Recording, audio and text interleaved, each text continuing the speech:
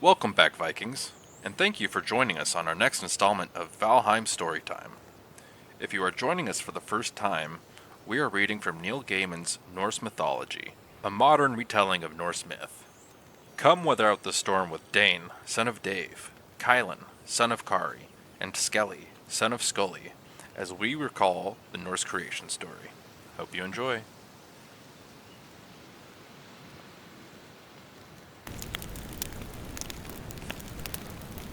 Before the beginning and after.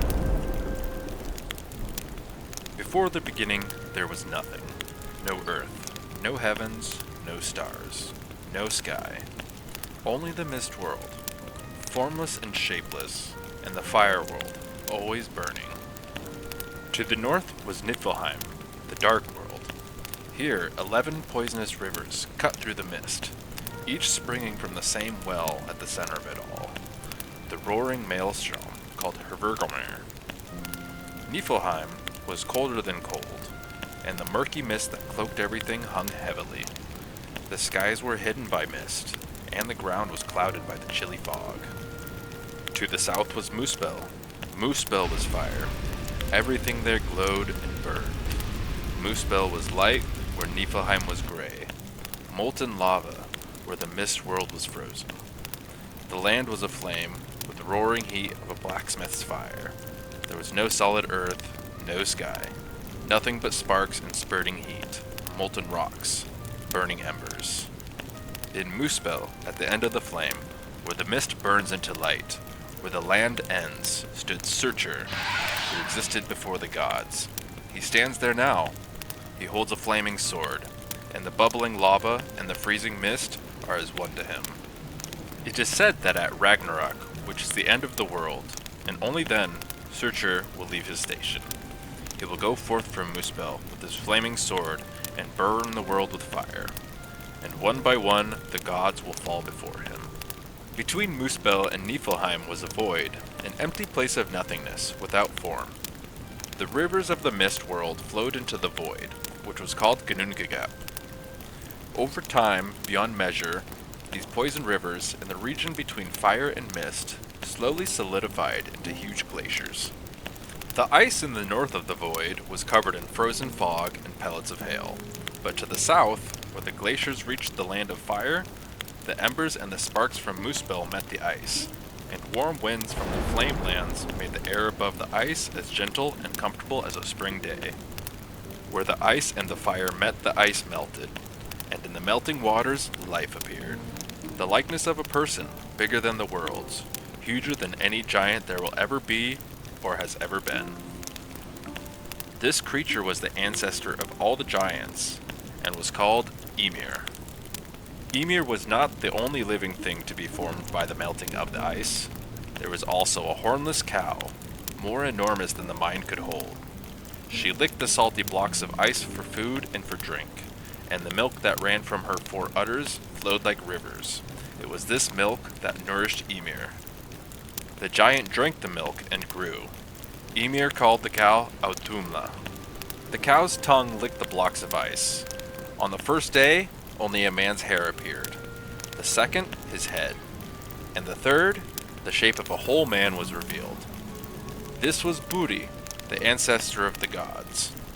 Ymir slept, and while he slept, he gave birth to a male and female giant, born from beneath his left arm, and a six-headed giant, born from his legs.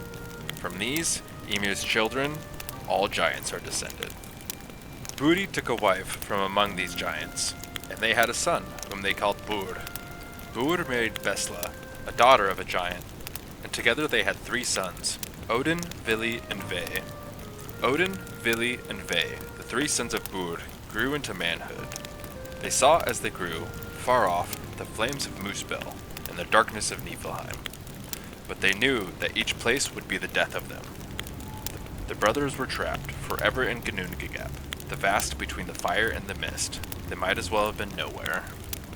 There was no sea and no sand, no grass nor rocks, no soil, no trees, no sky, no stars. There was no world, no heaven, and no earth. The gap was nowhere, only an empty place waiting to be filled with life and with existence. Ve and Vili and Odin looked at each other and spoke of what was needful to do there in the void of Ginnungagap. They spoke of the universe, and of life, and of the future. Odin, Vili, and Ve killed the giant Ymir, for he was evil. This was the beginning of all things, the death that made all life possible. They stabbed the great giant. Blood gushed out from Ymir's corpse in unimaginable quantities. Fountains of blood as salt as the sea, and gray as the oceans gushed, out in flood so sudden, so powerful, and so deep that it swept away and drowned all the giants. Only one giant, Bergelmir, Ymir's grandson, and his wife survived, by clambering onto a wooden box, which bore them like a boat.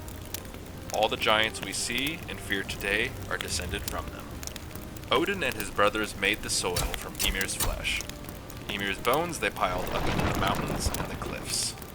Our rocks and pebbles, the sand and gravel you see, these were Ymir's teeth, and the fragments of bones that were broken and crushed by Odin, Vili, and Ve in their battle with Ymir. The seas that girdle the worlds, these are Ymir's blood and sweat. Look up into the sky. You are looking at the inside of Ymir's skull. The stars you see at night, the planets, all the comets, and the shooting stars. These are the sparks that flew from the fire of Muspel. And the clouds you see by day? These were once Ymir's brains, and who knows what thoughts they were thinking. What are they thinking now? The world is a flat disk, and the sea encircles the perimeter. Giants live at the edge of the world, besides the deepest seas.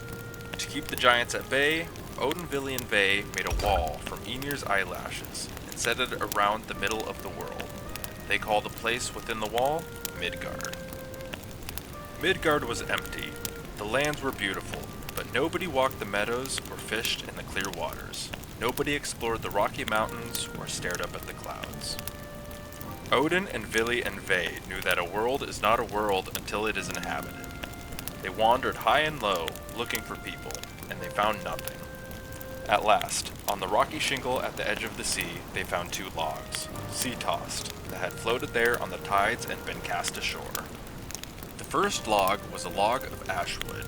The ash tree is resilient and handsome, and its roots go deep. Its wood carves well and will not split or crack. Ashwood makes a good tool handle or the shaft of a spear.